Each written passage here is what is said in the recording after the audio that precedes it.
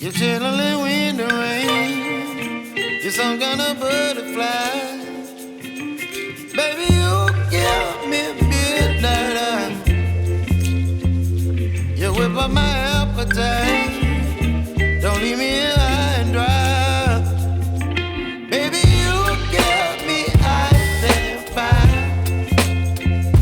You're channeling wind and rain. You're some kind of butterfly. Baby, you give me midnight. You whip up my appetite. Don't leave me here high and dry. Oh, oh, oh, oh,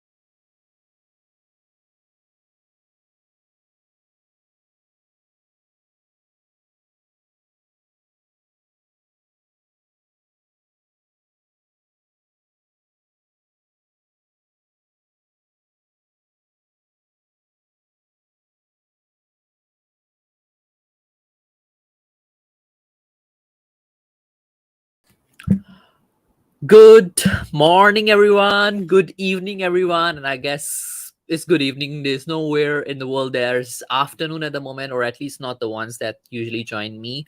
Welcome to Step Up Showtime, your Sunday evening or Sunday night dose for Spurs, and your Sunday night platform where you can talk all about Spurs, whatever happens on the weekend, whatever happens during the whole week or in terms of news. I am back after a week break. I'm actually starting the show a little bit late tonight. Because when I do this show, it's like 5 a.m., 6 a.m., that sort of timing here in Malaysia, and now it's about 6:30 a.m. in the morning. And yeah, I was a bit too tired this whole day because I had a long day at work yesterday after work. I just slept and now I only woke up. So the link is in the chat. If any of you would like to come on and have your say on whatever happened in that Bournemouth game or whatever you're looking forward into the upcoming crucial fixtures, come and have your say. Let me know your thoughts, and we will hear from you. I would just like to address a few comments. Aglia Laiso is, I think, Ali. She's with us in the back room as well. It's disgraceful to boost full stop, never done to our team or player. I don't like it. It doesn't sit comfortably with me. Yeah, fair opinion. Big up Elias with Spurs Corner moving to Thursday. There's a massive hole of no quality Spurs YouTube content on Sunday. So yeah, right. There's a big hole of quality Spurs YouTube content on Sundays now. So I'm actually hoping that I can turn this show into some quality content on Sunday. But let's see how does it go with. And here's the link, guys. It has been already pinned out on the top of the chat. So if any of you want to come on, just join me. And before I go into inviting the guests, there are a couple of things that I would like to address in terms of my own opinions on the booze and on all the drama that happened. So basically, the evening started, I guess, with, first of all, there was a protest at the stadium outside the club shop, 40 packs, I suppose, from what I heard. And big up to every single one of you who went for the protest, because we need moments like that. We need things like that to happen in this club to wake up this community from whatever has been snatched to us. So we need to take action. We need to take some form of responsibility, I suppose. And so give a big round of applause to every single one of you who went for the protest. And then we started the game. I suppose it was the Sun goal, and then later on Bournemouth scored. It was really a roller coaster ride, as what always happens with Spurs. So I later on we just couldn't capitalize on it. Um, and just give me a minute, guys. It was the roller coaster ride as usual. And I was watching the game, and I think the towards the end, I was quite confident that yes, we can snatch this goal until that Langley injury, and when Sanchez came on, I kind of laughed like, okay. And although yes, I don't think that Sanchez deserved the boo. Sanchez was not the one that actually we should have been booing. It should have been Daniel Levy, in my opinion. If you all know what happened on the Chelsea game, Chelsea fans did boo actually their owner. Todd Boehly was booed, and Todd Boehly has only been there for like about 2 or 3 years.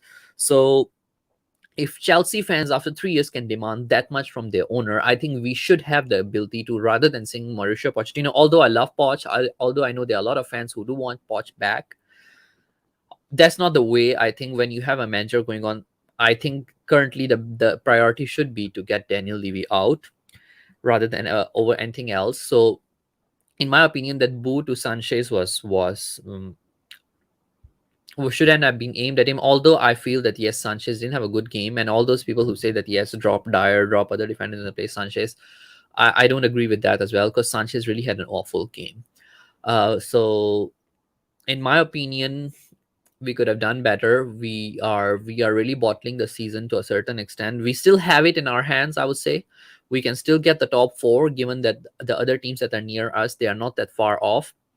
But with this squad, with this situation, the way we are dropping the games, it doesn't look very likely. And I have a guest today already in the back room with me. So everybody, let's give a big round of applause for Queen Ellie. Let me just set up my scene so that I can invite her on at the right scene. Yes, this is my right scene. And I have Ellie joining me. And why is my format messed up? Okay, yes, it's correct now. Hi Ellie, how are you doing? Hi, hi, Elias. Good evening to you. How are you doing? I'm doing good. I was just a bit tired today. That's why I started the stream a bit late. Yeah. Uh, yeah, Well, and then there was another at stream least going you on as came well. on. You're a trooper. Because if it's like six something in your country in the morning, you're doing very well, Elias. I'll take my Yeah, hat off to thanks for you. that. I'll take it as a compliment. Yeah.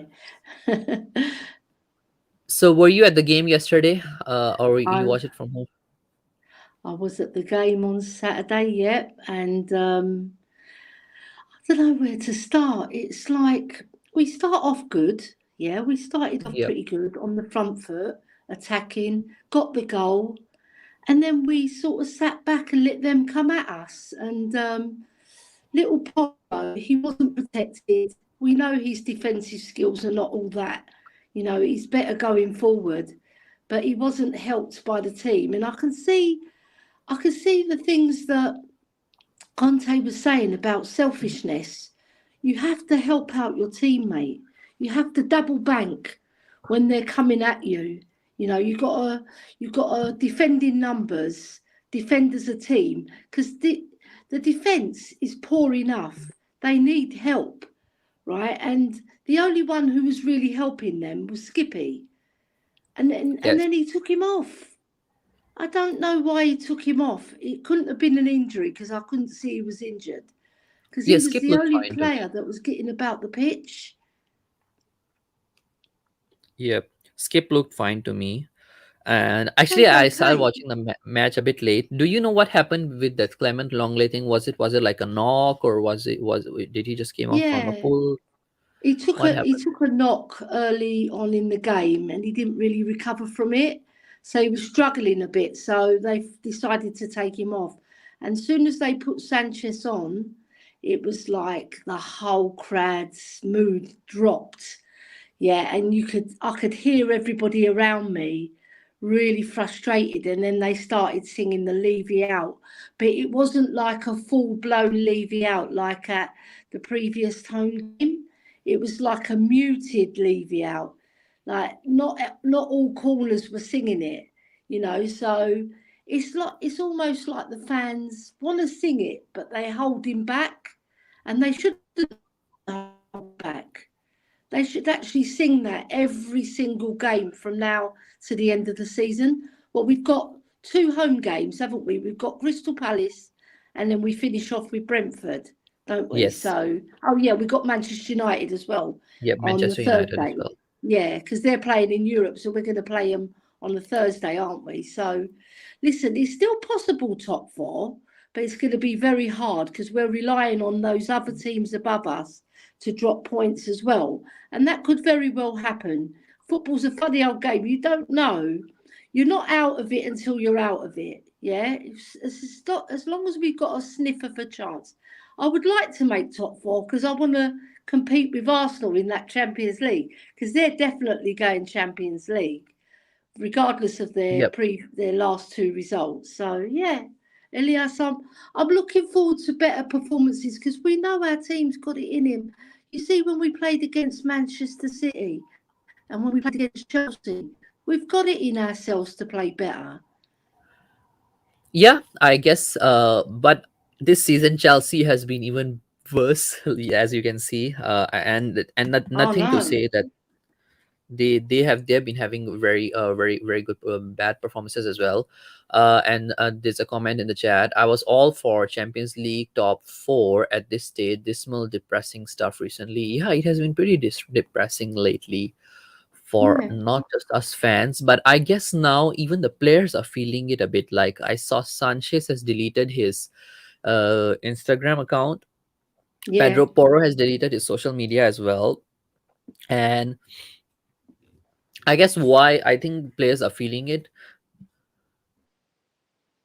Yeah, they Sorry. are, and they wanna do well. You can see from Porro, he wants to do well.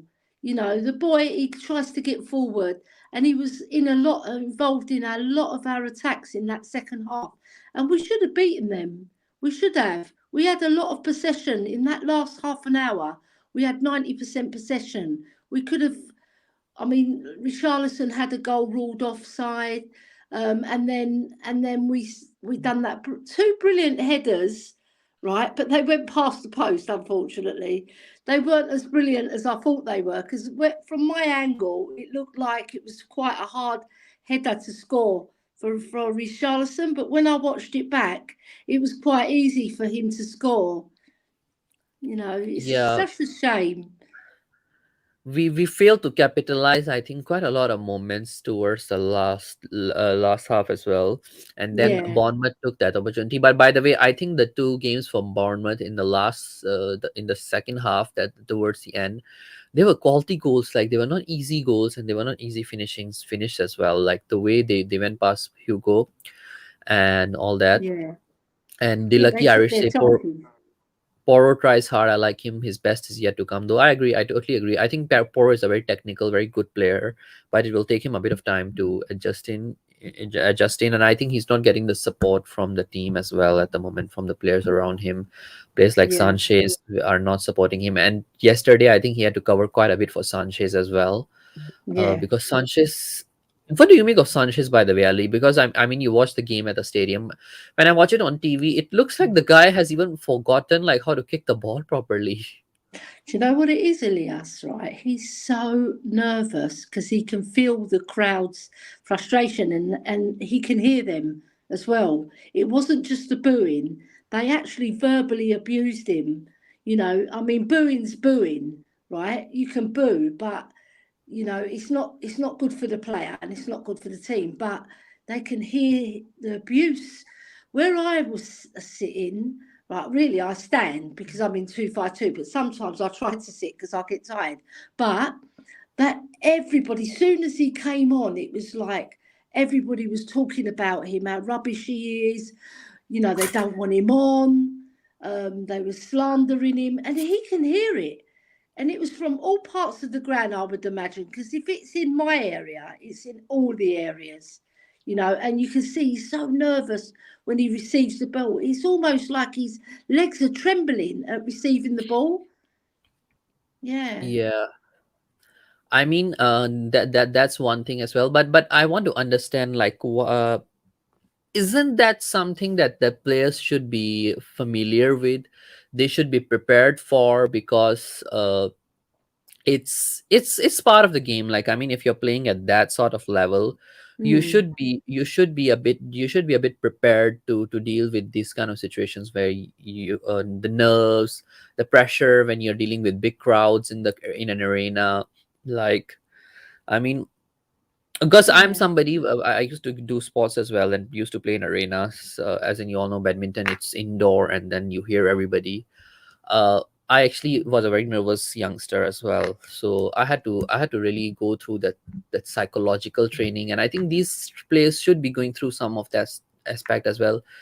Do you think that that's the only thing, or they are lacking a little bit in their capabilities as well as players? Because Sanchez lately has been very off, in my opinion. I know what you mean by that because I used to play football as well, right? I was a professional player. I played for Tottenham Hotspur Ladies, right? So I used to get so much abuse, but I took it as a positive to prove them wrong. The people that were heckling Yep. us and calling us all sorts of names, really detrimental names as well as being sexist.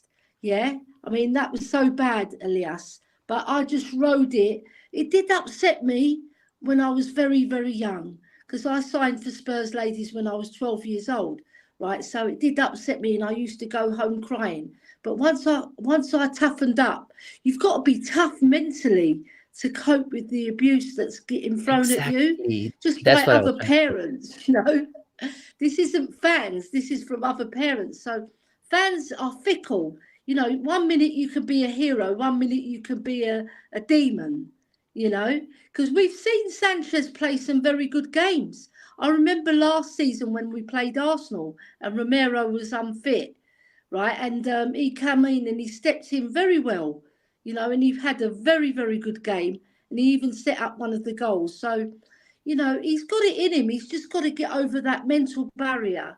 But I don't think Spurs are going to renew his contract anyway because they were trying to get rid of him and he wanted to stay. So I think he's going to be surplus to requirements and we're going to move him on regardless.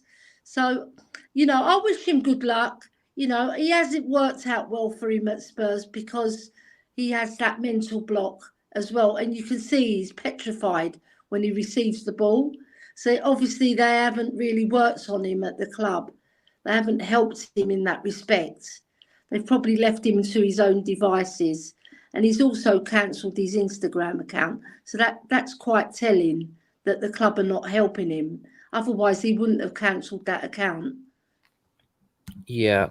And Ali, the other thing I want to ask you is, what do you make of the Mauricio Pochettino song? I mean, this is another factor that Yeah. it has annoyed a lot of people. The reason being is that you have a manager, like when Antonio Conte was around as well. We have been hearing this chant. What's the purpose of that? Like, really, I know fans do want Mauricio Pochettino, but does it even make sense when you already have a manager? When you already had a manager, we have been singing this song all that time. uh does it even make sense to you, Eddie? I don't recall them singing it when Antonio Conte was there. I might be wrong, but I've been at the ground and I think it's every towards the time. end of his career, when that time you were not feeling well. Some of those games they did sing the song. Yeah, yeah. Do you know what it is, right? There's a romance. It's like a romance with Maurizio Pochettino. A lot of fans love him because of the way he was at Spurs. He actually, he had that passion. He had that love for our club. When he did the press conferences, you can tell that his heart was at our club, and I think fans are pining for that. someone who cares about the club, because they look at the players and they're thinking these players are just going through the motions. So they're trying to cling on to something that was precious back in the Pochettino years. Because when you think about it, Elias, if he was backed, like say Pep Guardiola was backed, you know, he would have done so much better. He would have, because he was such a good manager. But the thing is, it went sour for him. Cause we didn't win away from home for 10 months, I believe. So it wasn't all roses, because Yep. there was highlights in his career and he took us to places that we thought we'd never reach. It's like the fans are holding on to something that might not even be there. I always think if Pochettino comes back, he'll have the passion for the club. But whether he can repeat what he did, it all depends on what owners we've got in. Because I don't see this present board backing any manager, to tell you the truth. I'll be very honest. I think no matter who comes in now, the board is not going to back the managers. We have No, just picked up that habit, and we have made this fan base very used to it. That okay, whenever things don't go the way of the owners, they will just throw the manager under the bus. It that's has become that true. culture in this club, and we as fans are very much getting used to it. And by the way, guys, when I say that fans need to take a bit of responsibility, what I mean is I think fans shouldn't be accepting this particular culture. They need to voice it up in their own way, rather than keeping quiet. That's what, when I say that okay, fans are the problem, that's what I'm trying to say. Because if fans get used to it, it will become part of the culture. Because fans, to a great extent, form the culture of a club, or either they can change the culture of the club. That's what I mean by that when I say fans are a problem. Currently in Yeah. our fan base, it's becoming a problem of accepting mediocrity. That's what I mean, really. I don't mean to berate the what you call it, berate the influence that the fans have over the club. Fans have a great influence over the club, as in the atmosphere. So that's what I mean, by the way, guys. So I know some of you have heard me saying this. It's not what I meant. That yeah, you guys are really the problem. In a way, yes, you are, but that's what I mean in a nutshell. We can't just be accepting this culture, in my opinion. But continue, Ali. Yeah, no, I agree with you. But do you know what? The protesters outside, I think they're 40 or 50 strong. It needs to be a lot more. The fans have to really join this protest.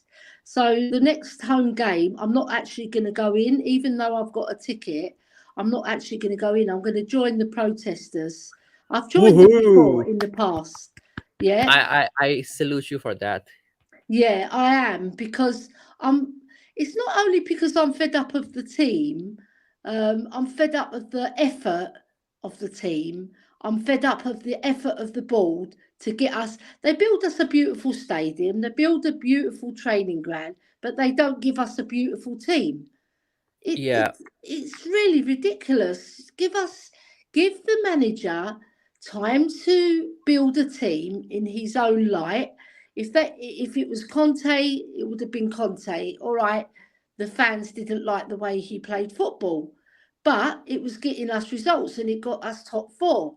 So if he was allowed all the money to buy the players that he wanted, because he wasn't backed. So I don't believe he was backed. The money that was spent on, well, you got Spence Basuma, Perisic on a free, Forster on a free, Richarlison 60 million, which Levy dealt with, and he dealt with Jed Spence's transfer. So I only believe one of those players was Conte's player, and that was Perisic. That's it. I and don't that think he hasn't wanted worked the out for others. us, because I think that one, I'll say it has gone a bit wrong as well, in a way. Yeah, Because maybe Perisic's age, lately he hasn't had great performances. Although in the last two games he provided us with two assists each, like that's his. for the That's what Sun he goal. does. He can provide assists. If Yeah, you look, no, if so you if you look at it in the cold light of day, right? You pick up the stats and you look at Perisic's stats and you think, wow. But then you watch him play, It's and awful. then you'll think, well, he's short because he's.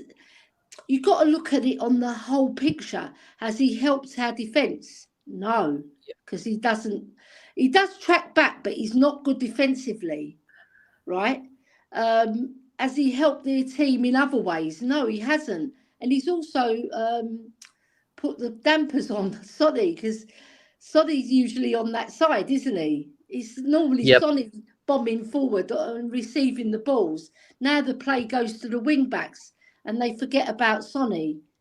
So, y- you know, Yep. there's detrimental things that having Perisic in our team causes problems. It does cause problems, in my opinion. Like, first of all, is that whole he's been occupying Sunny's area quite a lot. Yeah, Secondly, I feel that he goes in a with a way too deep in taking the ball all the way until the goal. I think our players, they can score from other areas as well. Like Harry Kane, if you give him a ball just outside the penalty box, he can score from there as well. If you give ball to Sunny just outside the penalty box, he can actually create, or either he can score from there. yeah, I think Perisic goes in way too deep. Try to play the kind of game that I think he used to play with Inter, where he will give like the long balls, and then people like Lukaku or Lautaro Martinez will score headers. Although yes, Kane is very good with headers, but Inter had the better team in terms of that. I don't think we have that much of our traffic in our boxes to score mm, those kind of goals. We are struggling with from that deep end. I feel like whenever he takes in the ball way too deep, like I don't know how to explain it. I guess when he's past the penalty box and then he put in a cross in there. If he put in a cross just outside the penalty box, it would work better for us, in my opinion. yeah. Do you know what? I take my hats off to Bournemouth as well because they did their homework. They probably watched that Brighton game and see where Brighton went wrong.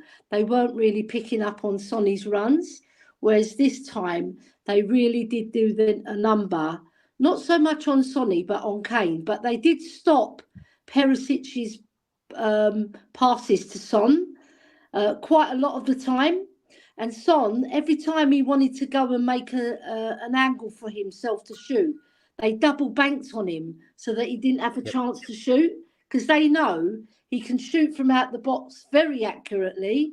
So they stopped that line of supply and they also stopped Sonny by double banking and making sure that he didn't get the shot in. They did that so many times in the first half. In the second half, he had a little bit more joy, but he still didn't get a shot. And do you know what annoyed me as well, Elias? What annoyed me a lot is when we got a free kick when Richarlison got fouled, I was hoping that Porro would take it because he's really good at free kicks, or even And Sonny. Perisic took it.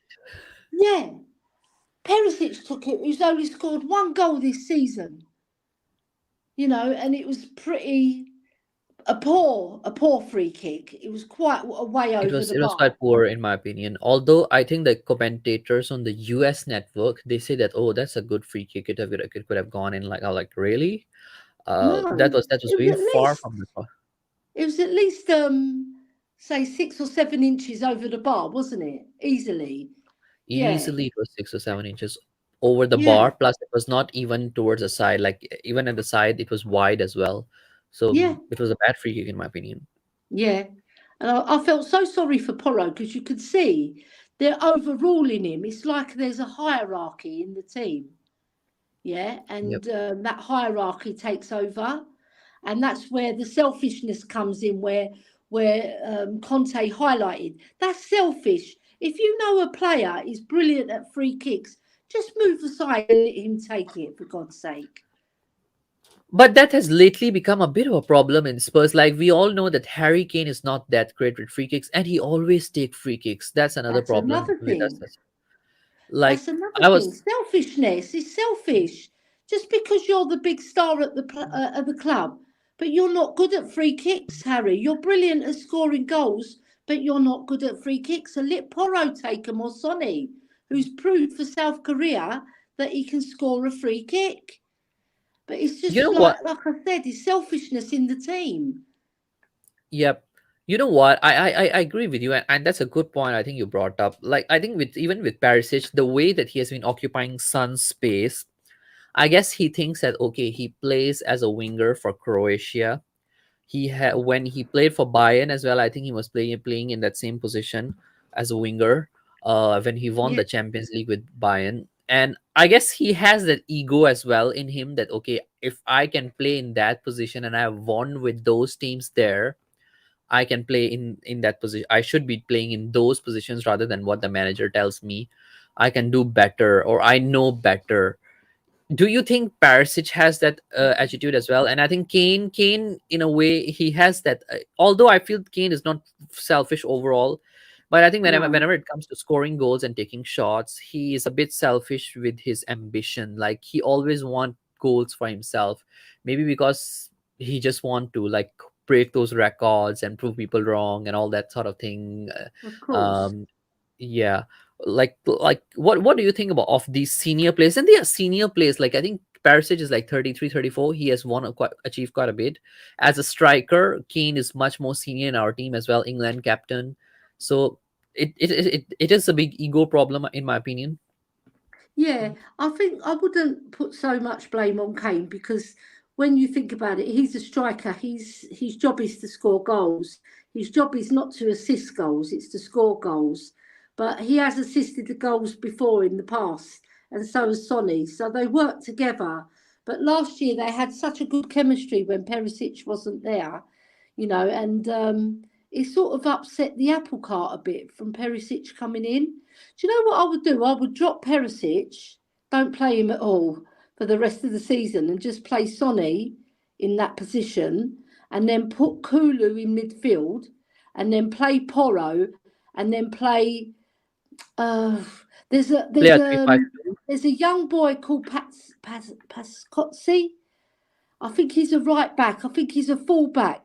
Give him a chance because I think he's 6'3", 6'4", big guy, very strong. He could But I act as heard a right. Sessegnon might be back in like 1 or 2 weeks.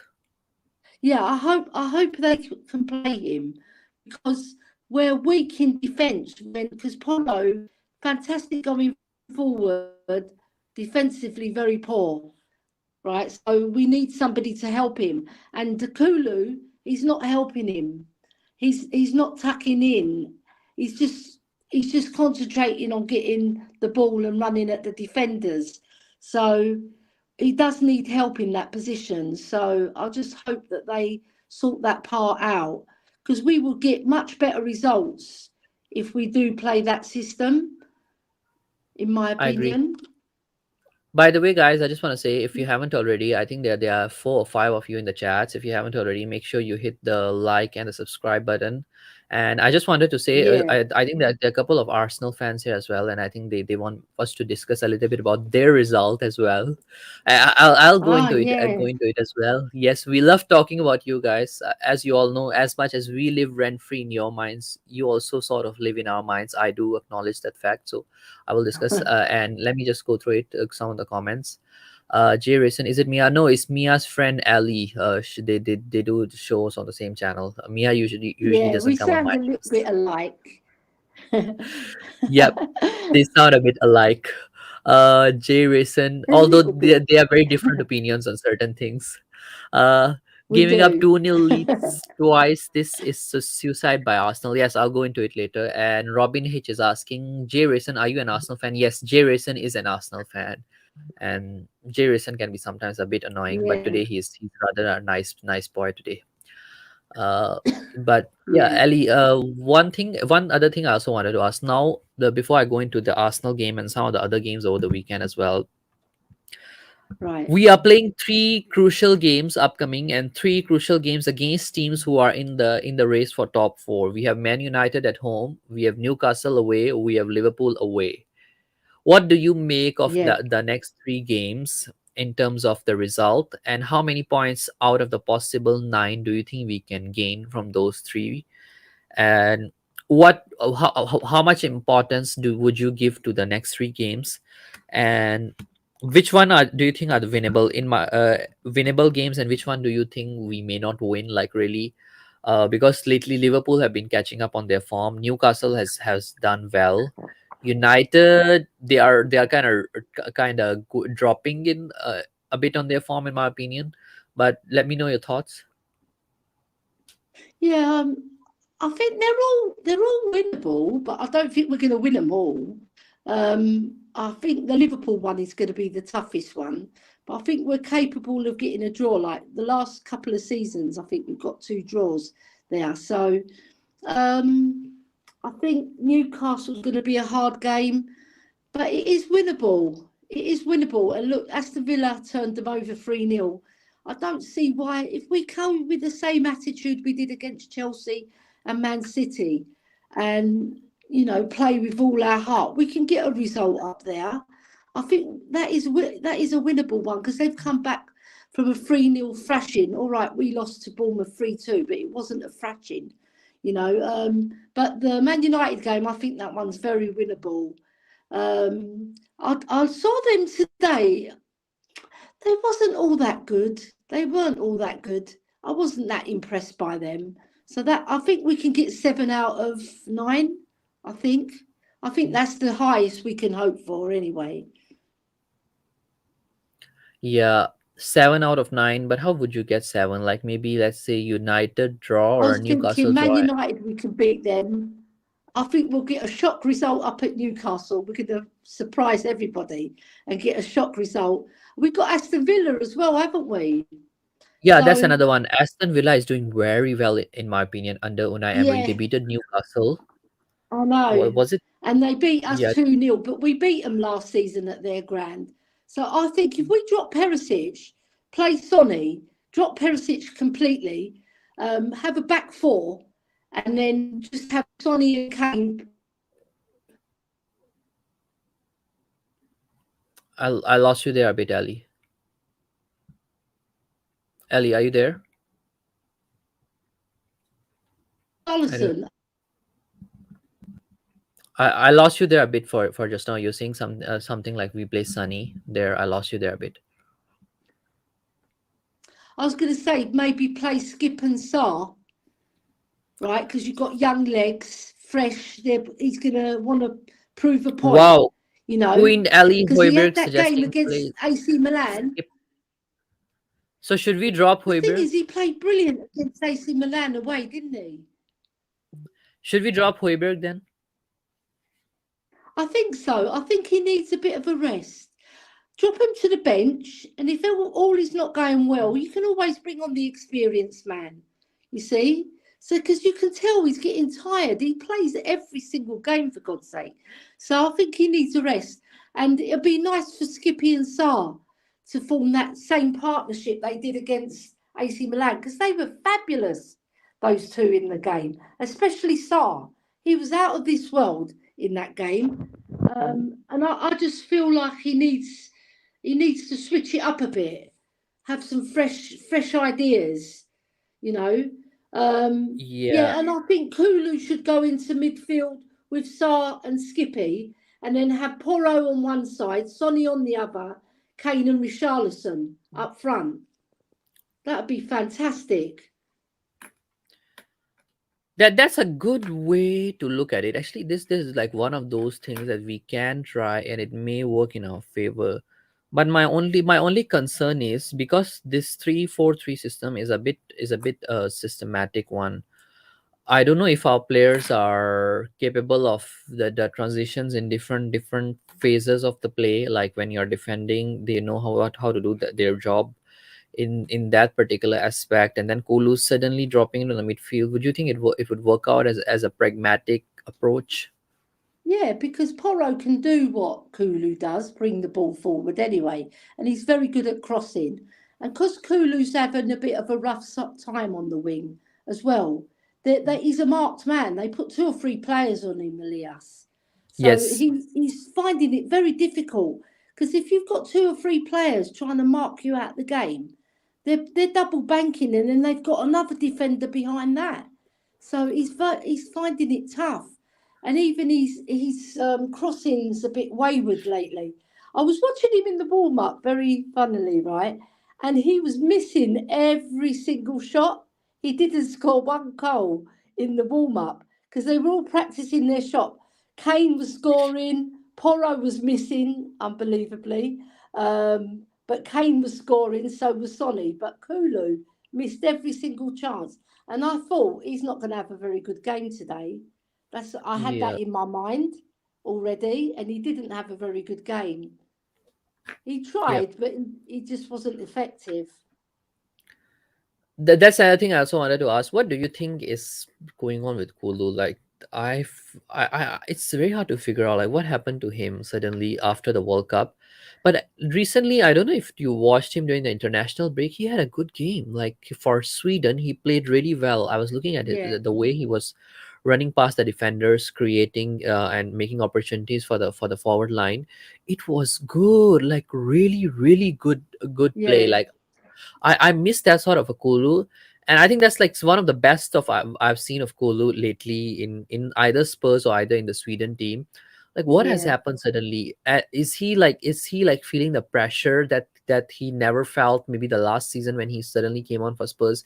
He was not under that sort of pressure, but now recently, I don't know if you know, he actually won the Swedish National Player of the Year award as well. yeah. Is it Do you the know what is it it a pressure is? situation? Yeah, international football is very different from the Premiership. That's one Yep. thing's for sure. But I think because he was so good last season, he was fabulous, wasn't he? He was. I think he got 8 or 9 or 10 assists, didn't he? And he was scoring as well. I think he scored 5 or 6 goals, something like that, in that short time that we had him. And now, the other teams, they see him as a danger man. They do. So they really do mark him very, very tightly, and they don't put just one man on him. They put 2 men on him, and then they have one behind as well, in case he gets past them. And more often than not, he beats the first man, then he finds it very difficult to beat that second man, because then the other guy will come and double bank. And it's so hard for him to get his accurate crossing in or even get past those players. So they've got his number now, so that's why I thought he'd be really good as a cam, because he's got all the skill set, Elias. He's got Yep. close control. He can nurture the ball. He can protect the ball. He can keep it. He's a very intelligent footballer as well, and he can play that killer pass from midfield where you don't have to cross it. You can use your vision like Ericsson does. He Yep. doesn't have to do a cross, does he? So, yeah, I think, and also the team form has dropped.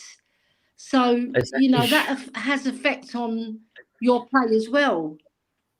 Yep. The team form has definitely dropped a lot, like, in my opinion. Yeah, And I think it's not just the personnel, it's also their mentality. Like the team lacks winning mentality at the moment badly. Like we do need someone who can come in and motivate them. But I do agree with you, Ali. This whole season, it looks like that the defenders are marking our wingers very, very closely. Sun has been marked very closely. Kulu has been marked very closely, and I think that could be one of the factors as well, that Kane has been scoring goals. Like I guess maybe Kane has a bit more freedom because a lot of marking is done on Kulu and Sun. What do you make of it, Ali? yeah, you're right, because obviously the players that are danger players, they're going to get extra players on them, aren't they? Because they're the Yeah. ones who can damage you by scoring a really fabulous goal or putting in a brilliant cross like Kulu was doing last season. So they are marked men. So that they have to cope with it, though. That's part of being a footballer, like you said earlier about coping with the pressures of the fans booing you or just Yep. giving you grief. They have to cope with it, Elias. I So completely they're agree. professional footballers. They do so much training as well to cope with that. The close marking, so that they don't get tackled or.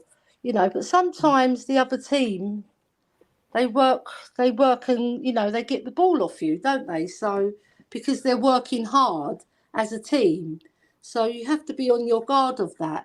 But you know what, if you're a clever player and you see you're being marked, just slip the ball to someone who they're not going to mark, you know Yep. and then try and work your way through and find pockets of space so that you can pick up the ball in more dangerous areas when you've got a more better chance of scoring.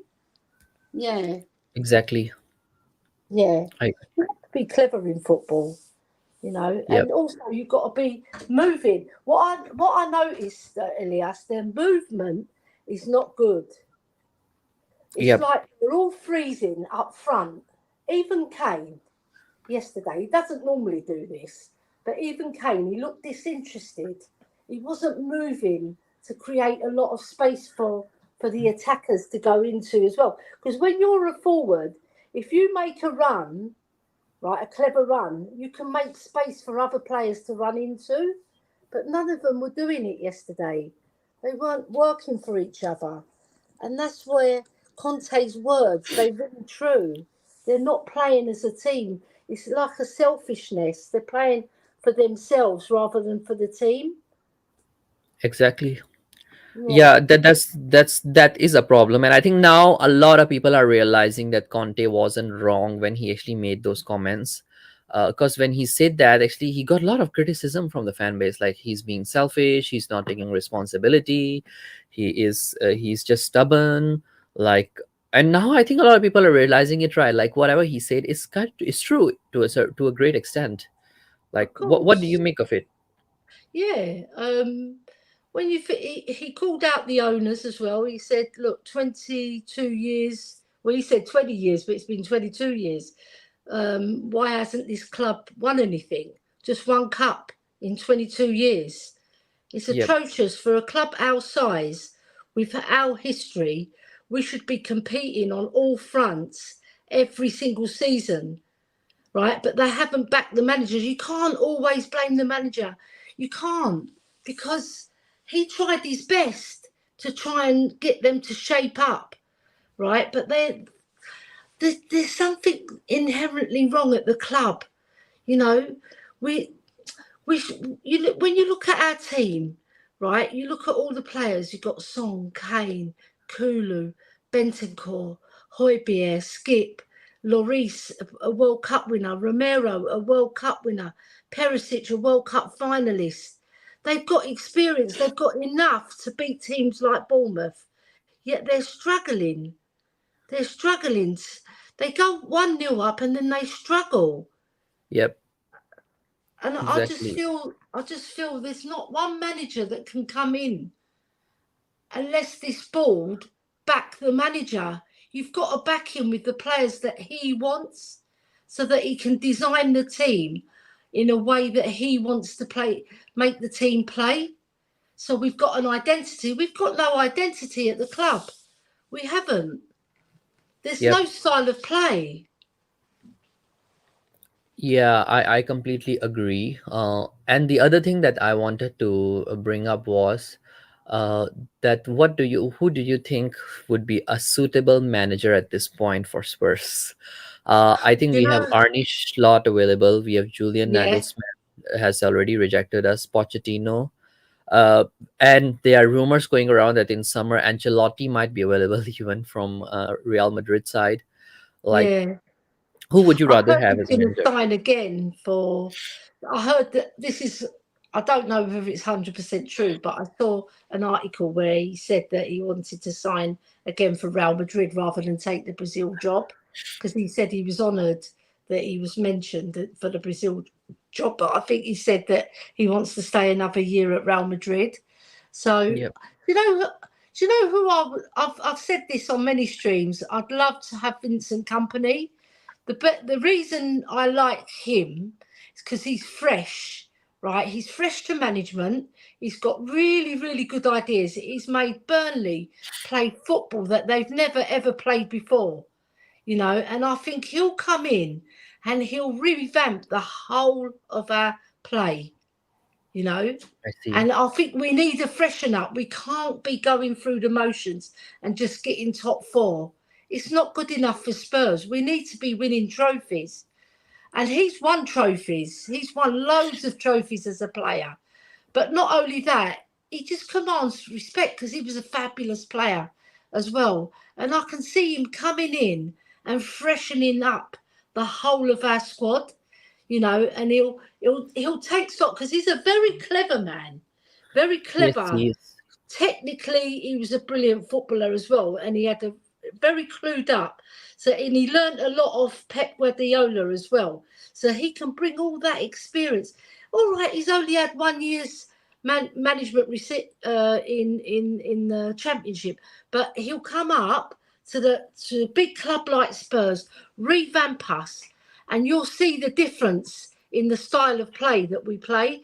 And there's a young boy, I think he's called Tetty or Tete, I think Tellas, Tete. yeah, at Burnley. Very good player, technically brilliant. Scores goals for fun, And if we do lose Kane, which I feel that we will do, because he hasn't signed a contract yet, or maybe he'll stay one more season. But either way, we can freshen up this team because it's become stale.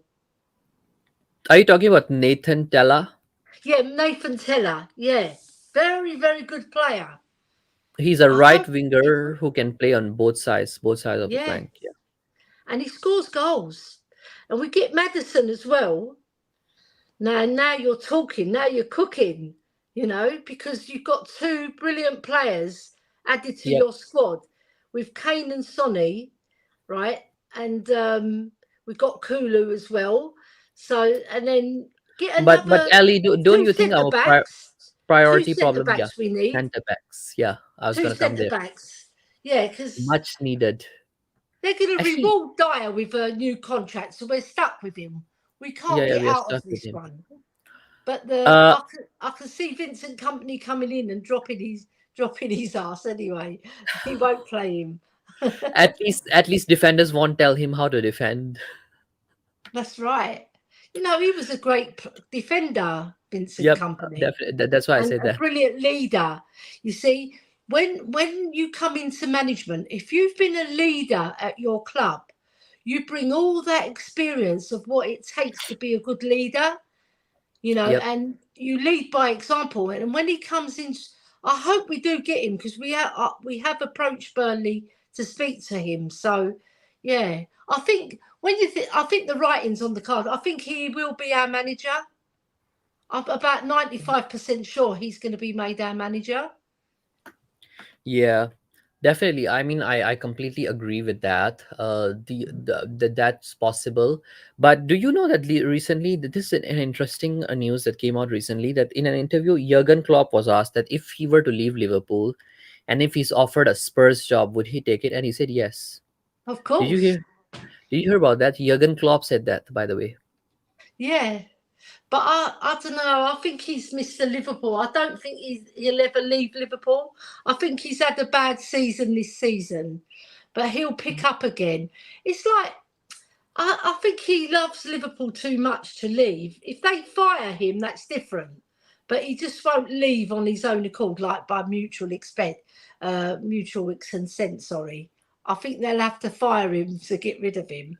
But I can't see Liverpool doing that. Yeah, unless he has like a really terrible result, he goes on like a really bad form, and then fans pressure him, because the fan base hasn't turned up against Klopp as well. They want the FSG to be gone lately, so maybe that's why Yeah, that could be the reason. Like that's one of the things you see. I like what Chelsea is doing. I like what Liverpool is doing. When their teams are having a dismal performances, they turn up against the owners, not the managers always. I yeah, don't want, I don't mean necessarily that, yeah, you must ask for owners to be gone and get and like really make things tough for them, and in all ways. I mean, like, put some pressure on them, demand something from them, take responsibility, take ownership of the club. That's what I mean when I say that, yes, you all need to be a bit more vocal about it. that yeah, that's that's what I try to say always. But yeah, now let's go into the news of the week, or news of the Premier League. yeah. Arsenal has dropped points against West Ham, and I it's know. Saka missed a penalty. And what do you make of it, Ali? Like, what do you make of the title chances of Arsenal? Is it gonna be another big bottle job from Arsenal in the Been coming days? disrupted, hasn't it? It's gone a bit pear shaped the last two matches, and do you know what? I was watching the West Ham Arsenal game, and West Ham played fantastic in that second half. You know, they played with all their spirit, their know-how. They used Gerard Bowen very well. They used Antonio very well. You know, and Declan Rice was awesome from midfield. They played so well, and they would have won that match if that match went on for another 5 minutes or 10 minutes. They would have I won think they it. would have won it. I agree with you Yeah, as well. because Arsenal were quite lame in the second half, and you know I like the way West Ham play. They play with, even though they're not the finished article, they do play together as a team.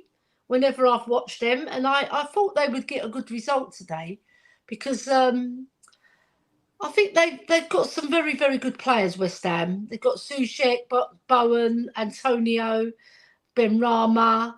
I was really impressed with Paqueta as well, their new signing. He played very well, but he ran out of steam. They had to take him off. He was so tired because he's not quite used to the Premiership yet. It'll take him a little bit more time, but once he's Yeah, bedding in, he's going to be a fabulous player for them. Yeah, so I was yeah. very impressed with West Ham. Ben Rama is one. I think Gerard Bowen really shine, Brilliant. and Ben Rama and Gerard Bowen, like they have been playing really good game. And by the Yeah. way, big up to Scott M. He's in the chats. And yeah, we'll go into it. I Oh, don't think God. that company can risk his reputation by coming to Spurs. Let me just address this. He's better off staying at Burnley and waiting for the job at a decent club than coming to Spurs. Actually, Ali has some really good points in terms of company coming in here, helping in our defense and the kind of players that he can bring in. If the board backs him, big given that big if.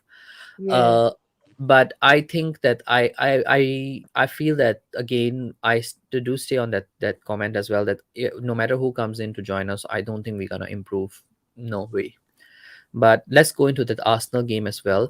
I think that Jared Bowen, sorry, not Gerard, Yeah. and Ben Rama, they had a really good game. Like they really kept They did. Arsenal where they wanted to keep them. Like Ben Rama has been gaining back his form, in my opinion. Like he didn't look Mm. that good towards a lot towards the end of last season and the beginning of this season, but lately he has been doing well, in my opinion. Yeah. Uh, Other than that, I think Mikel Antonio was poor, in my opinion. If he would have played well, I think it was a great chance that West Ham could have sealed the deal much earlier. Yeah. Then I think, yeah, I agree. He did one brilliant run, but he just like muffed it at the end. And then the header at the back post, he should have scored that.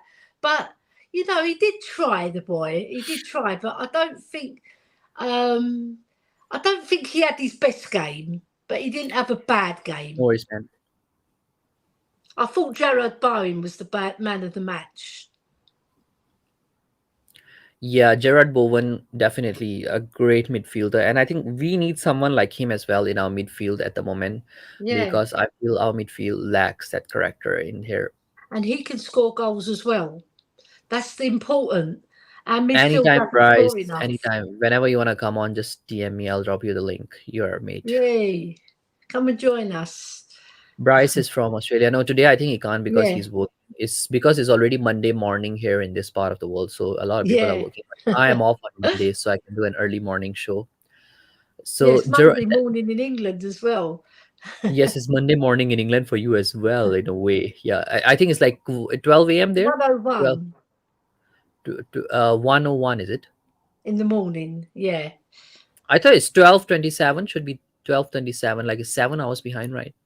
Oh yeah, Yeah. yeah. Because I'm looking at your clock. So yeah, it's 12:57. So it's gone past the 12 o'clock. So it's Monday today. Yep. It is Monday already there as well. So, in a way, actually, what do you make of it as City? Do you think all now depends on that City versus Arsenal game in terms of title? No, that's going to be a big thing if Man City win it, but it's not going to be a title decider. It depends how they do after that as well. Because remember, Arsenal are 4 points ahead with one game ahead, in hand for Man City.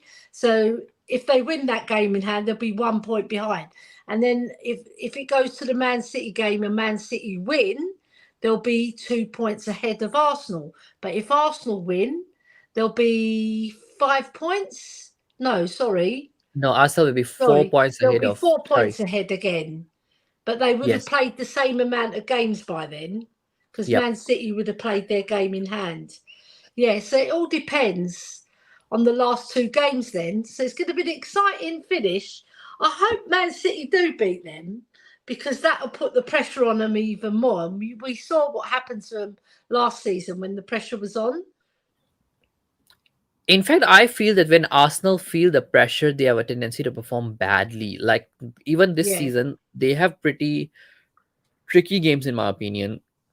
yeah, Man City is one in like which is on Thursday in 2 weeks' time. Then they have Chelsea as well. Then they have Newcastle. They have Brighton. They have Nottingham Forest who are battling for relegation, and the last game they are playing is Wolves at home. So it's not a good run either for them. They can drop points either way. yeah. And City, I don't I, know. Like City seems to have a good, better run compared to I them. think they're going to win the Chelsea in the Forest game. They will. Yeah, they might win Because Chelsea. I Chelsea think. always bend over backwards for them. You Yep. see that game last season when they lost 4-2 at home? That's such I a think for thick Man game. City, the only tricky game they are playing is maybe the Arsenal game and maybe the Brentford game. That's all. Like the rest of the games, I see them winning. Yeah, Brentford may pose like a draw towards the last game of the season, but other than that, I don't see any huge yeah, task for Man City this season. So, in my opinion, title is going to Man City. Like I would love it. yeah. I think by 2 points. I think Yeah, Man by two City will points. win it by 2 points. By Yeah, 2 points, the title is going to go their way. yeah. By the way, Alice, since I have you as well today, not nobody else, how is the ladies team doing under that new interim manager? What's her name? Oh, The right. Liver- Yeah, Vicky Jepson. Vicky Yeah, Jepson. Yes. yeah.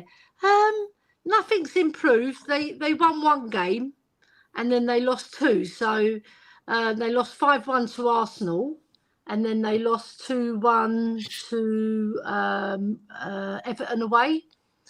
And they were winning. They lost to Aston Villa as well, 2-1 away. So they were winning all the games apart from the Arsenal game. They went 2-0 down, and then they got 2-1. So yeah, they're quite low down, but it's only one team that gets relegated from that league. So they're fourth from bottom, but they haven't picked up many points in throughout. Yeah. I'm going to. They're playing Aston Villa at home, and they're at Aston Bristol Villa's Road. ladies team is good, by the way, Very good. guys. They're very good. They've got 25 points to our 9 points, but Yep. I think no, we got 12 points. Sorry, but we've got Brighton at home at White Hart Lane, and that's the game I'm going to. I might even go to the Aston Villa game as well. I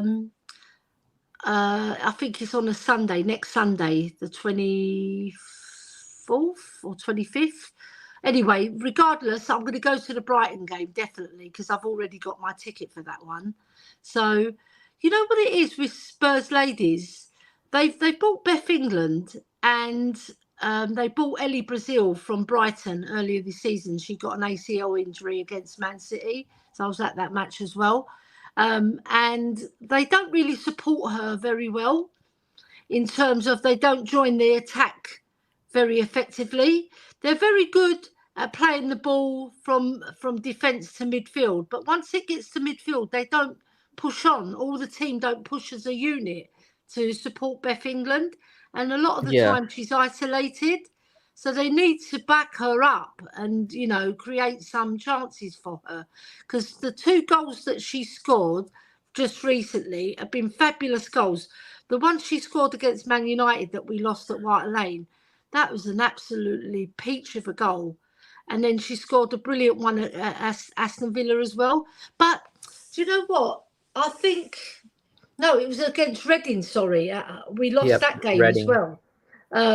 No, actually we drew it, sorry. But, we have to support her better. And we've got to be more stronger on the ball as well, because we lose You the know, ball quite often. You know what I felt about that Bad England signing was this is something that Daniel Levy always does. Like he'll buy the forward players, and he never backs those forward line players with like good midfielders and good defenders, because Yeah, forwards as strikers you have that hype. They are that smoke screen signing. People think that, oh, they'll do well. There's that expectation around the club that they are like the good players. Oh, Daniel Levy is doing something, but in terms of whole technicality, he never look at the overall aspect, like, oh, you do need defenders, you do need midfielders. He run it very yeah, much like I a know. business, right. That's a Yeah, because problem. yeah, it is a problem because they got Iwabuchi from Arsenal on loan. Very decent player, but they needed another one, and then they got Becky Spence from Chelsea. Um, I think. Sorry, Drew Spence, sorry, not Becky Spence. It's Becky Drew Spencer is the Spence, goalie. yes. Drew Spence in midfield. They're very good players, but they're coming to the end of their careers. They're quite older players, and we need some fresh young blood in midfield so that we've got more drive going through that middle. And the defence needs help as well. We need one big centre half to dominate, and then we need a real because on one side the fullback we've got Ash Neville, and she's very competent. She's a very, very Yep. technical player. She can bring the ball out as well very well, but we need somebody on the other side to bring the ball out. And we're weak on that side, on the left side. So we need strengthening for next season. Otherwise, we're going to have a similar season to we had this season. Yeah. By the way, I want to ask you, Ali, another thing as well. Rehan Skinner's sacking, do you think she deserved it, or was it just like another slaughter on the board? Because in my opinion, like, she's a good manager. I've read a bit about her and her Yeah. the way she used to do for England team as well. She's not a bad team. What do you feel No, I like? don't think they should have sacked her because it's bad results, right? But she would have pulled the team round eventually because Yeah. she's got all the experience. They should have given her a bit more time, because I think she's only had one season before then, and we finished fifth last season. And this season, ladies' side has a lot of injuries as well, right? Yeah, they didn't strengthen for her, so they only strengthened later on. Later on Yeah. in the season when things were going pear shaped, they should have done it earlier on. And the girl they bought from Brighton, she got injured. And then Yeah. there's Kaya Simon, who's been injured for a lot of the season, and a lot of players have had a dip in form. She is a very good motivator. I see her press conferences. I see her with the team. She was fabulous. So I Yeah, don't think they should she's have sacked her. I've looked into her footballing philosophy a bit as well, her style as well. She's a good motivator. In a way, actually, if you look at her, she's a bit like Poch type of manager in ladies, Yeah, a bit creative as well in terms of her tactics. yeah. But I guess she didn't have that support this season. She's an experienced manager, like those who don't realize she used to coach England, if I'm not mistaken, for a That is season. correct. She did. And do you know what? There's no patience in football these days, is there? Look, Yeah, Klopp, he took 3 years to get Liverpool to win that Champions League and the league title. It took him 3 years. She'd only been there for, I think, 1 year before. And then in the Championship, when we came up, she took over then. So she's been in charge just over 2 years and they sacked her. Like, give her a chance, give her a third or fourth or fifth year, so that she can build a team that, is in her mould. She was getting there because we finished fifth. That's fabulous for Spurs in your first season in the top flight to finish fifth, you know? yeah. She really did well last season. I mean, last season there was a point that we were neck to neck with Arsenal and Chelsea in the Yeah, top three spots as well, to a certain extent. yeah, we, And we could have easily qualified for the Champions League if we just pushed on a little bit yeah, harder. we were Yeah, near those positions. and yeah, and now suddenly I heard that sacking news, and then a week later we hear that Conte has been sacked, and I think a week before that they also sacked the academy director. Like, what's happening in this club? I I feel know. like, yeah, it's in a mess right now. Like, in 3 weeks you sack like three big positions in the club: academy director, the ladies manager, the men's manager, and a week later you find out that, okay, the footballing director has been given a global ban. I Like, know. mess. it's a mess, this football I club. know, it's a mess, I know, but what can you do? You just got to ride with the punches. You just got to brush yourself down, get a new manager in. They should have done it when Conte left, because he's left by mutual consent, hasn't he? They Consent, yeah. haven't actually officially sacked him. He's just left on mutual consent. So, they should have got someone in to take, even if they hadn't qualified for the Champions League spot, no one would have blamed them, because Yeah, now we've got Stellini, who they're calling Conte's puppet, and an inexperienced coach in Ryan Mason. All right, yeah, he's one of our own and that, but I just don't think he's up for a big job like Spurs. Whereas Vincent Company, all right, he's inexperienced in terms of management, but he's got the experience as a footballer, and he knows how to win, and he knows what you need, what ingredients you have to have in the team. Because remember, he was the team captain at Man City as well, so he was yep, bossing the whole of that club, really. Because when you're the team captain, you've been given the responsibility to drag that team to success. And he did it eloquently for what, 4 out of 5 seasons they've won the league championship. And now he's yeah, gone to Burnley, and in his first year, he's blasted everybody. He's right top of the league and already qualified to come up. So it'll be a fantastic appointment for us. yep. Okay, Bryce is saying, when you say if we had pushed on, I see a common theme that leads to the same person calling the shots. Exactly.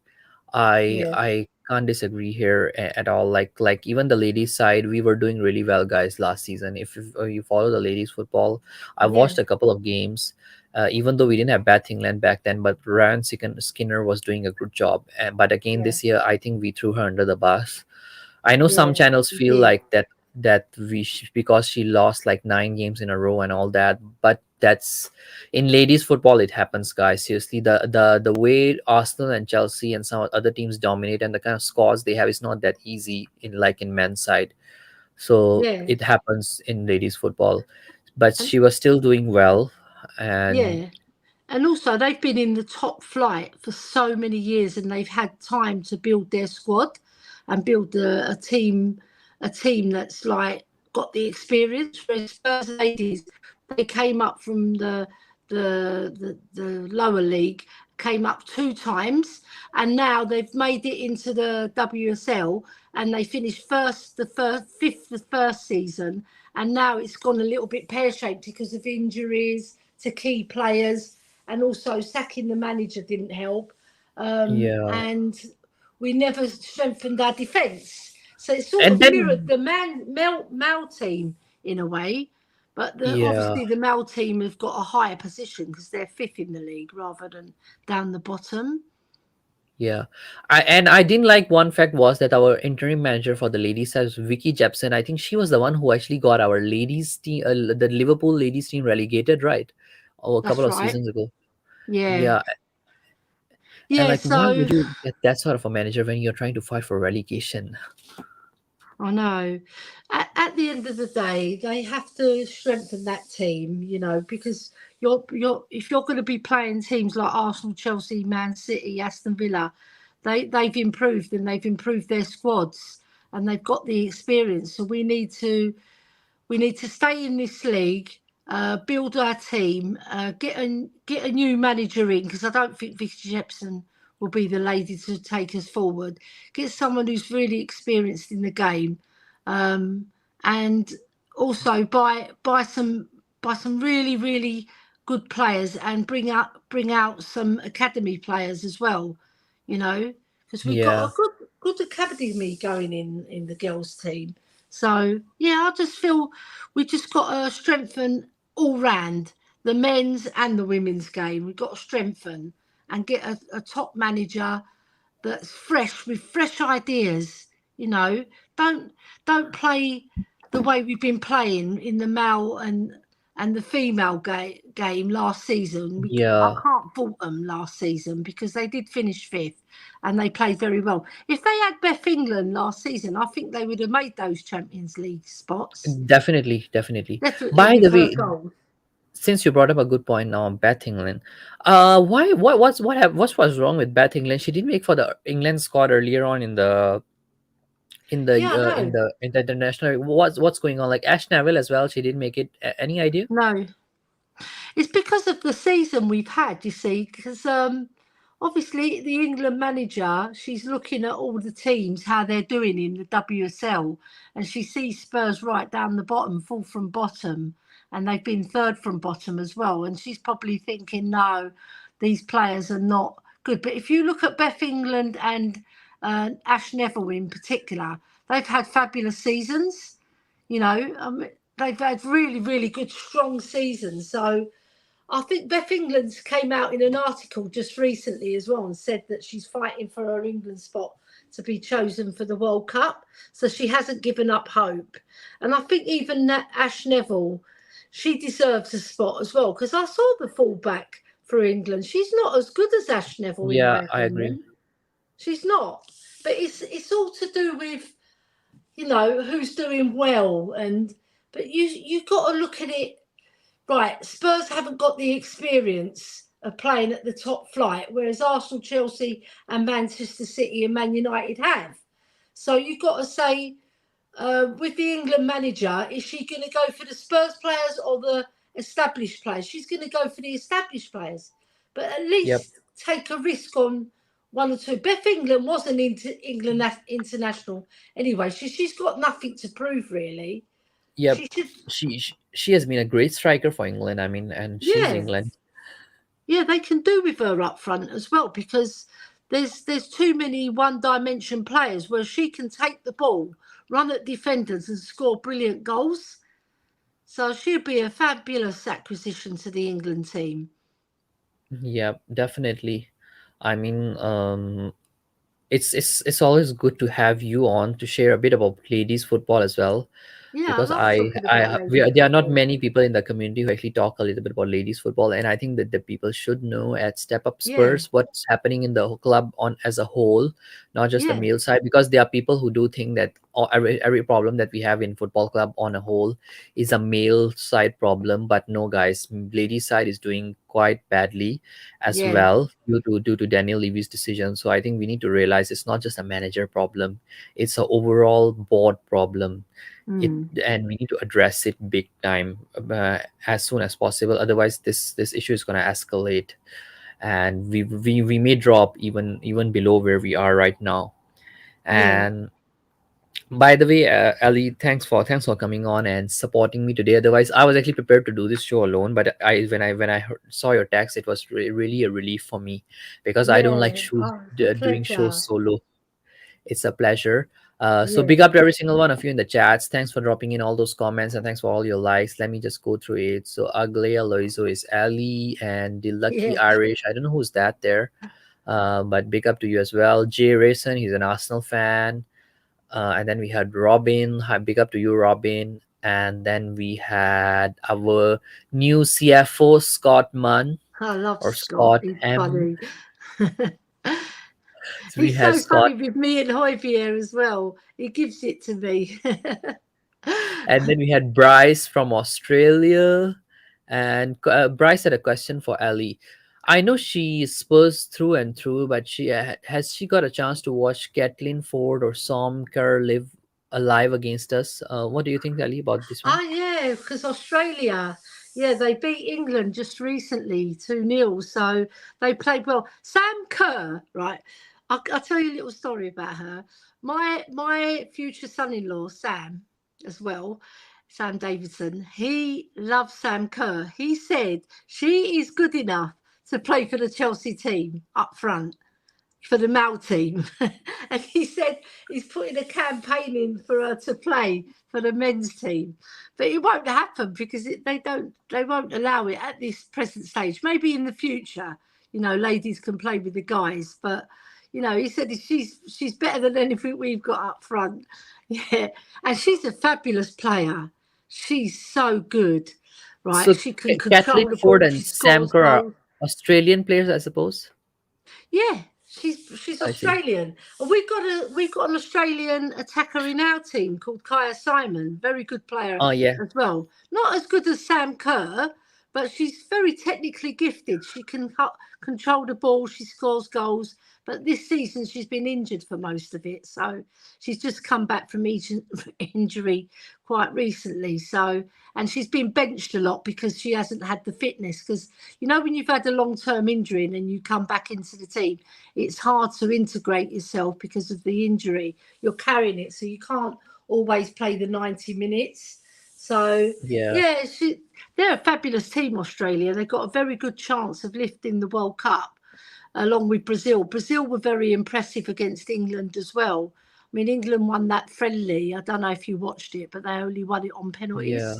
Yeah. So, yeah, it's exciting because the Ladies World Cup starting in July. And even Ireland ladies have Republic of Ireland ladies have qualified as well. So Where is the World Cup going to be held? it's mostly in Australia. I think there's a few games that are going to be played out of Australia, but 95% of them are going to be played in Australia.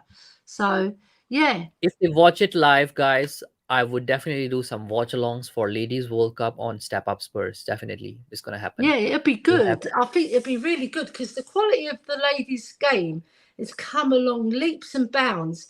And with the new technology being introduced into the ladies' game as well, it's just helping them and all the experienced coaches that are coming into the ladies' game to help them progress and with their diets, their fitness, just generally getting them up to scratch. That you can see the improvement already. I don't know if you watched the Euros, Elias, but it was Yes, I fabulous. did. I did watch the Euros. Really good. Top Yeah, quality actually, and the big crowds as women's well. quality has gone up quite a lot. Like they are getting Yeah, more physical. They are getting more attacking, yeah, rather than last time. It used to be quite pragmatic. The quality has really gone up, guys. Like ladies football is no joke right now. Like it's I know. competitive on many levels. My husband, right, he's quite sceptical about the ladies' game before, and he started watching the Euros, and he said, "This is bloody good." and It's good, and really. It he's is. hooked at it. He puts ladies' games on quite often now, and I said to him, "You see, they are good." By the way, guys, some of the ladies play are more technical in terms of their defensive acumen, Yeah, compared to Sanchez. They play better than Sanchez. definitely, on definitely. on their ball skills, some of them are definitely better than Sanchez. And I like some of the wingback systems in the ladies football. The way they dribble past the opponents, like something that Emerson Royal can learn from. I would say, like Yeah, some of the ladies were really good. The way they dribble past the defenders and all that, I loved it. yeah. By the way, Scott M has a comment. Maybe we can bring Hoiberg in as the women's manager. Scott's so I funny, guess he's man. bantering you. Yeah. Do you know what? I think the ladies' game has progressed, right? And at Spurs, we've got really two good. Well, we've got three good defenders. We just need a centre half because Amy Turner, Yep. she's small, right? But Yep, she's a she is. fabulous defender. Then we've got Celine Sadolski, who's very, very good as well.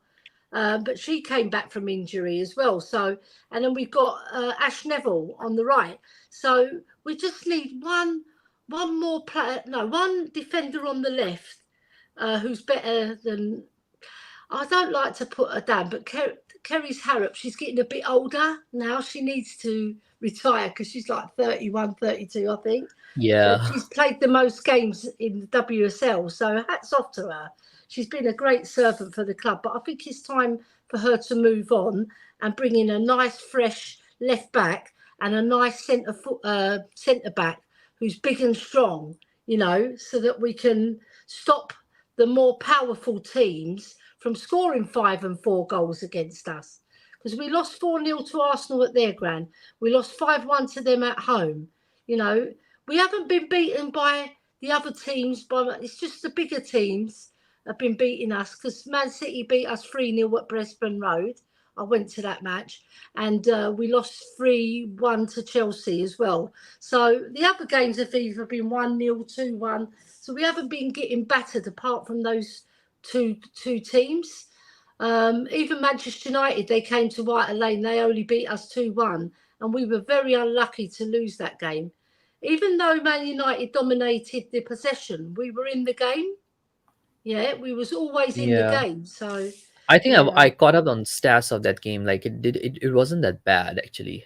No, I mean, we've not been losing by the odd goal, and we've been winning a lot of the games, and then we've been letting the other team get back into the game and then beat us. So, been a little bit unlucky this season. Yeah. Yeah. By the way, guys, if you haven't already, make sure you hit the like button as well. I think there's 5 or 6 of you still in the chats. If you haven't, please help me hit the like. It really helps with the algorithm of the channel. Yeah. As you all know that we are a very new channel, still trying to grow. So it really helps if you can just hit the likes. Lately, some haters do give me unlikes as well, and then it drops my views on videos. So please help me hit some likes if Yeah. you wanna see this channel on regular basis. Otherwise, I'll have to shut it down. No, I won't. But Bryce is saying my favorite Australian women's player is Ali Carpenter. She plays in France, though doesn't hurt that she's on the eye either. Have you Yeah. heard of Ali Carpenter? No, I haven't heard of her. But I'll look her up because there's certain players that stand out players at each country that you always hear about. So I'll look her up, Bryce. No problem, because I'm very interested in the ladies' game and I'm learning every day different players' names. When the World Cup starts as well, I want to get really well versed up on all the teams that are going to be the main teams. But I also want to go for the teams that haven't, they haven't been given much of a chance to win it. So I'll make sure that I cover all those teams as well. So Yep. yeah, I'm looking forward to it. It's been very, very exciting for women's football. Yep. And I think yeah, Bryce just said that it's shared between Australia and New Zealand. Definitely, actually, the thing about That's it. I July, knew it. Yeah. I think most of the games are going to be played in Australia and some of the games in New Zealand. yeah. Yeah. By the way, guys, because July we don't have much to discuss in terms of Spurs because international break, and I think we may have like the international tour, the preseason tour in Australia as well. So Yeah. we would get some Australian guests as well for that season. Like I might invite Bryce, and I have another friend from Australia as well. He has his channel called Total Oz Spurs. So we will get these guys as well and hear from them about Australian football, what's happening on Australia in this footballing season. Because the Spurs pre-season tour is in Australia in Perth, and then the Women's World Cup is happening there as well. So we Yeah. will definitely have some Australian crowd coming on in July, in June. We will hear from that part of the world as well about their football. We will do some watch-alongs in terms of Ladies World Cup as well. So definitely that kind of stuff would happen at Step Up Spurs. So if you haven't already, you want to catch up on all of that, share about Step Up Spurs with all your lady friends who are Yes. interested in ladies football. Ask them to subscribe to this channel.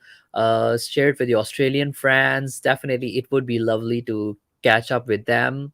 I've been trying to make some Australian friends lately as well, to hear Yeah. from them, because I think we rarely hear about that part of football on our channel. So I would love to hear about Australian players and their culture in Australia in terms of football. I'm really looking forward to it.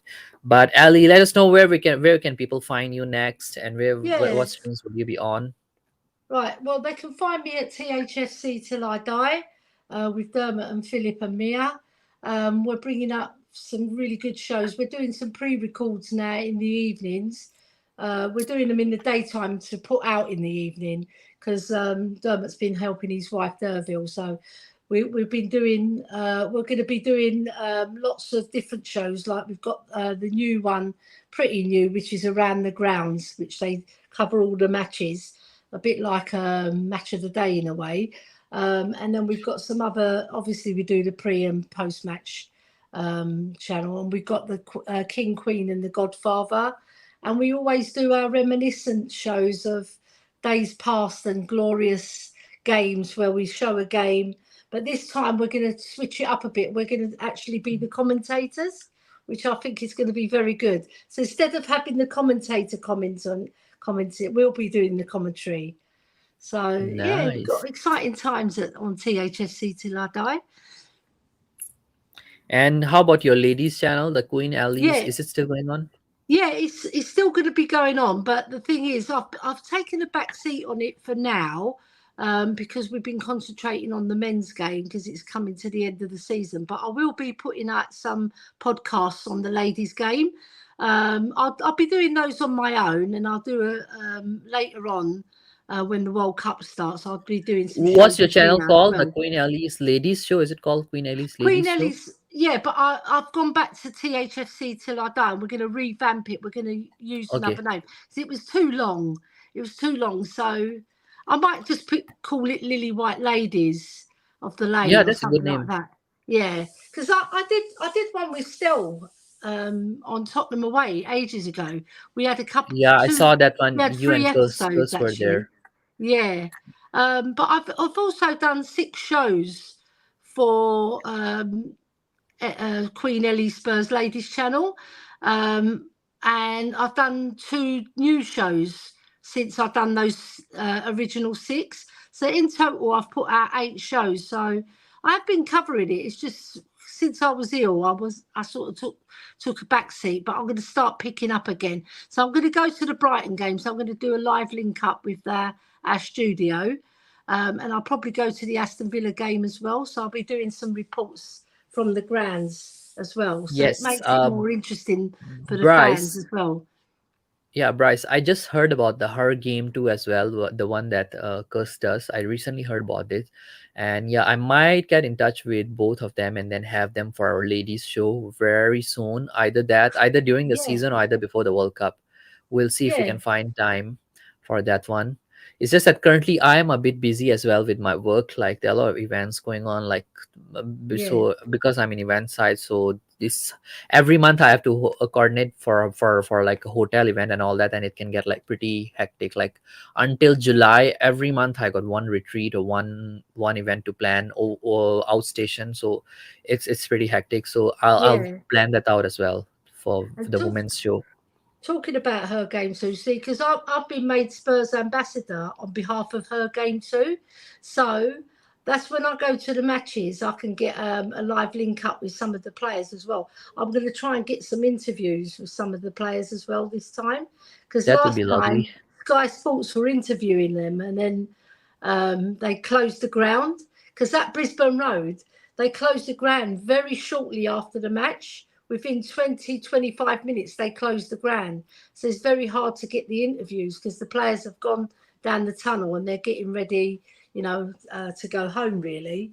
So I'm going to try and get some at White Hart Lane. I'm going to contact the club by email and get some nice interviews with some of the players, especially Bethany England. And I love Jessica Naz and I love Ash Neville. I think they're Yeah, they are 3 good players. fabulous players.